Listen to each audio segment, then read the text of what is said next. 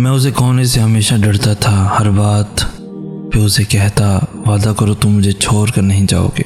मुझे लगता था मेरा सारा सुकून उसी के पास है, सिर्फ उसी की ज़ात में मेरी तकमील है, उसके सिवा मुझे किसी दूसरे की ज़रूरत ही नहीं। और फिर वो मेरे कहने पे वादे भी करती थी, मगर मैं ये भूल गया था इंसानी ज़ात की तकमील सिर्फ अल्लाह ताला की मोहब्बत से है।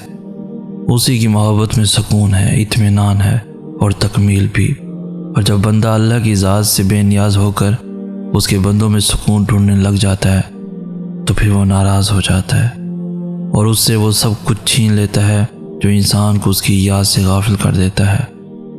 उसे खोने के बाद जब मैं तवील सजदों में जाने लगा तो फिर कुल कायनात का सुकून वही मुयस्सर पाया। और फिर मैंने अल्लाह से उसकी सलामती, कामयाबी और खुशियों की दुआएं मांगी और इस कदर यकीन का एहसास महसूस किया जैसे कोई मेरे सामने बैठा मेरी दुआओं पे कुन कह रहा हो। आखिर क्यों हमने खुद को इंसानों में इतना उलझाया हुआ है? क्या हमारी अपनी ज़ात की कोई हैसियत नहीं? सिर्फ दुनिया और चंद लोगों ही पर सब ख़त्म है। खुदारा इस जुल्म से बाहर निकलें, मज़ीद लोगों से मिलें, दुनिया देखें, कुछ नया करें, कुछ नया सीखें, आगे बढ़ें। ये सोचना छोड़ दें कि अब किसी से क्यों बात नहीं होती, कोई भूल मुझे क्यों गया, उसने नज़रअंदाज क्यों किया, जवाब क्यों नहीं दिया। अच्छा सोचें सबके बारे में, क्यों हर किसी से शिकायतें लगाने बैठ जाते हैं। कभी किसी दुखी इंसान के पास बैठकर उसका हाल अहवाल पूछ लिया करें, कभी साफ दिल से भी बात कर लिया करें। अच्छा सोचें और कोशिश करें सबको अच्छे कामों की नसीहत करके अल्लाह के करीब ले आएं।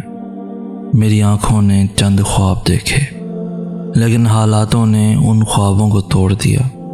मैंने मुनाफिकों के गिर्द लोगों के हजूम देखे, लेकिन मुकद्दर ने मुझे मुनाफिक बनने से बचा लिया। सच्चाई के रास्ते पे चला तो हजूम में लोग खुद गर्ज दिखे, कहकहों में छुपा रोता जहां देखा, दर्दों को मुस्कुराहट में छुपाते लोग देखे। लेकिन ये टूटे ख्वाबों की किरचियाँ लिए मैं जहाँ जहाँ से गुजरा लोग मतलब भी देखे। लेकिन अब दुनिया का दिखावा भटकाता नहीं मुझे। हाँ, इतनी सी उम्र में मैंने दुनिया के हर रंग देख लिए। आज हमने सब कुछ ही इस दुनिया को समझ लिया है और इस दुनिया को जन्नत बनाने के पीछे लगे हुए हैं। हर कोई चाहता है कि यहाँ मेरी हर ख्वाहिश पूरी हो जाए, जबकि ऐसा मुमकिन ही नहीं, क्योंकि बनाने वाले ने ही इस दुनिया को धोखे का घर कहा है। फिर क्यों आज हम इस धोखे के चक्कर में आकर अल्लाह के हुक्म को तोड़ रहे हैं। अपनी ज़िंदगी को अल्लाह के हुक्म के मुताबिक गुजारना सीखो, ताकि इस दुनिया में भी और मरने के बाद भी मिलने वाली ज़िंदगी भी सुकून से गुजार सकें। यकीन मानो, नाफरमानी वाली ज़िंदगी में कोई सुकून नहीं।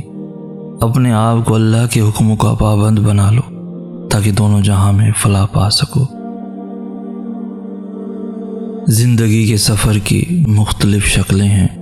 हो सकता है कि आप आसानियों के ज़माने से गुज़र रहे हों और कोई मुश्किलात के ज़माने से गुज़र रहा हो। अल्लाह ताला का फरमान है कि वो लोगों में दिलों को फेरता रहता है।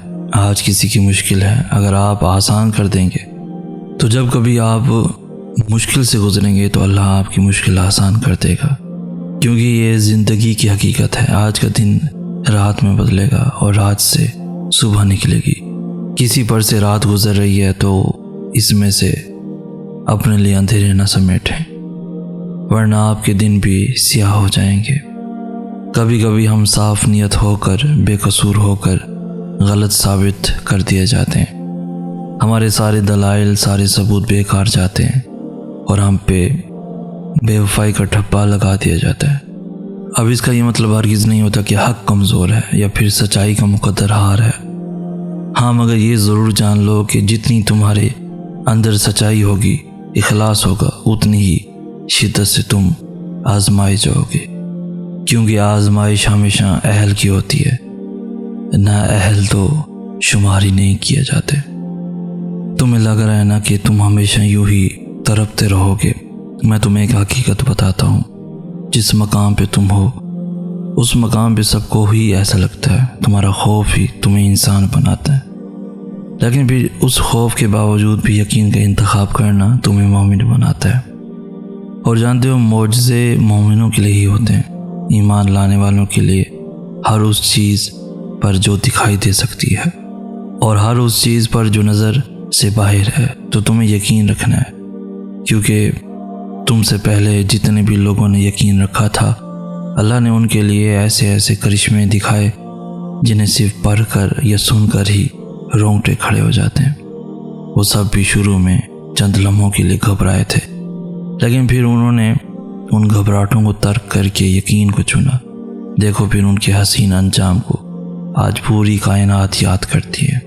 और जानते हो, अल्लाह ने वो करिश्मे क्यों कुरान में लिखे तुम्हारे लिए, ताकि तुम उन्हें पढ़ो और तुम्हारी उम्मीद न टूटने पाए, ताकि तुम उनसे नसीहत लो कि कहानियाँ ऐन इख्तिताम पे भी बदली जा सकती हैं।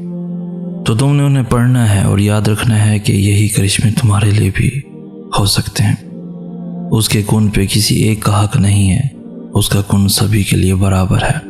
और जब वो कुन फरमाएगा तो या तुम्हारा दिल फेर दिया जाएगा या उसका जिससे तुम दिल लगाए बैठे हो, या हो सकता है तुम दोनों का। तुम हमेशा तड़पते हुए कभी नहीं रहोगे, तुम्हें बदल दिया जाएगा समय तुम्हारे सामने के मंजर के। यहाँ पल पल जलना पड़ता है, हर रंग में ढलना पड़ता है, हर मोड़ पे ठोकर लगती है, हर हाल में चलना पड़ता है, हर दिल को समझने के लिए खुद से लड़ना पड़ता है, कभी खुद को खोना पड़ता है, कभी छुप के रोना पड़ता है, कभी नींद ना आए फूलों पे, कभी कांटों पे सोना पड़ता है, कभी मर के जीना पड़ता है, कभी जी के मरना पड़ता है, कभी खुशियाँ लौट के आएंगी इस आस पे जीना पड़ता है। बदनसीबी सिर्फ चीज़ के ना मिलने को नहीं कहते, बल्कि बदनसीब तो वो होता है जिसको अल्लाह आँख से नवाजता तो है मगर बीनाई छीन लेता है। और जानते हो किस चीज़ की बीनाई? अल्लाह को देखने की बीनाई।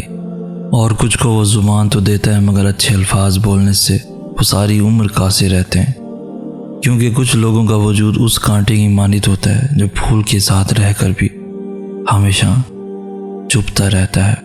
ऐसे ही वो कुछ लोगों को दिल तो देता है मगर एहसास छीन लेता है और वो पत्थर के बन जाते हैं। उन्हें फिर बस अपना आप दिखाई देता है, दूसरों के जज्बात और एहसासात को वो कभी खातिर में नहीं लाते। अल्लाह ऐसे लोगों को हर चीज़ से नवाजता है मगर फिर भी वो सब हासिल करके भी खाली रहते हैं और सारी उम्र अपने ऐब छुपाने के लिए दूसरों के ऐबों से पर्दा हटाते नहीं थकते। वाकई कुछ लोग बड़े बदनसीब होते हैं।